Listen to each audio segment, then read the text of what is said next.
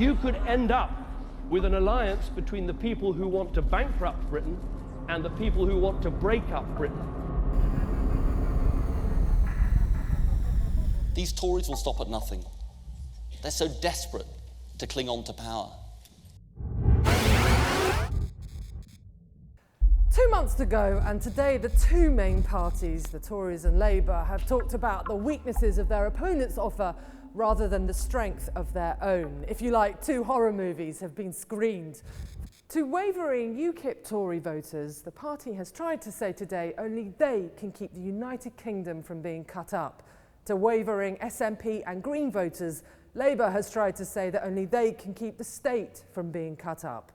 Fear is being used to force people back to mainstream parties. Well, I think today's just been a day when both sides have kind of painted the sky black. Actually, what voters really want to know is what either of them are going to do if they get back into power themselves. In 2010, the Conservatives spent an awfully long time telling everybody what they already knew, which was that Gordon Brown wasn't a particularly good Prime Minister, but not enough time reassuring the public about what the Tories would do if they got an outright majority. Experts say that fear works when it crystallises rather than creates a national mood. 9, 8, 7, 6, 5, 4, 3.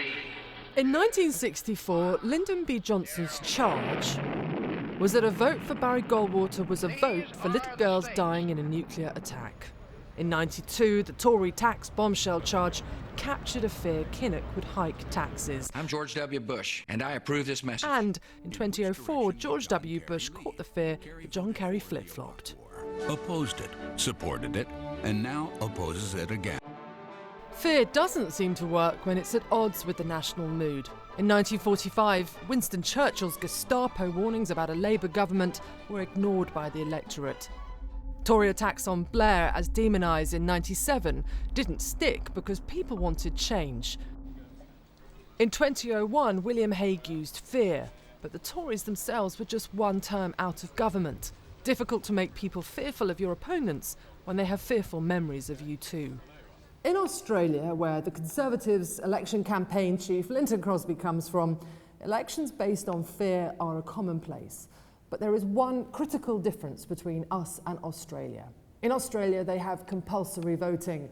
Academics have always feared that over here, too nasty a campaign can backfire, or at least floating voters might stay at home. In 1997, the Conservatives attacked Tony Blair as demon eyes. Since then, researchers have shown that it may actually have made more people vote Labour. People get out to vote, particularly in systems when campaigns and elections are supposed to be stimulating engagement, right? Because they have a positive emotion as well. People usually don't get stimulated without the presence of a positive emotion, like hope, aspiration for the future, or pride in some cases. These are the great mobilizers, or even anger to some extent, because it has this ability to inspire, to get people off their chairs and moving. Whereas fear is more of a buckle in, stay down, keep quiet emotion. Philip Gould, Labour's late election campaign guru, believed that the right campaigned on fear, the left on hope, but fear normally came out on top. In his book, Unfinished Revolution, he wrote, "Progressive parties have learned to defeat fear with an emphasis on message which connects directly with the insecurity of working families. But in a fast-changing world, insecurity is likely to grow, and with it, the potential for fear-based campaigning." With his emphasis on living standards, Ed Miliband seems to understand this. But was Gould being a bit too black and white? Barack Obama in 2008 was a pure hope election. The economy had just crashed, people wanted change, and his message reached new people. But his opponents had, like Tony Blair's in 97, been in power for a while and were tired. It was easier for hope to work.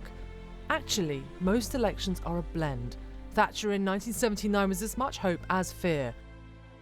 Oh, beautiful for spacious skies, for amber waves of grain. Obama Take Two in 2012 found himself having to reach for fear.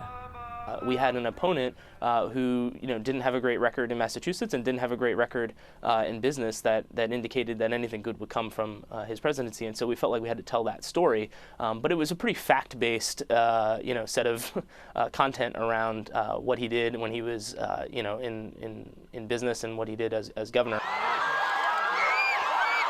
Today, the Prime Minister was doing his version of the hopey-changey thing, promoting free schools. Politicians going for a majority will try to bring you sunshine, but neither of the two big parties expects a majority. Even so, experience suggests successful campaigns have both light and shade. The body politic isn't so very different from all of its voters.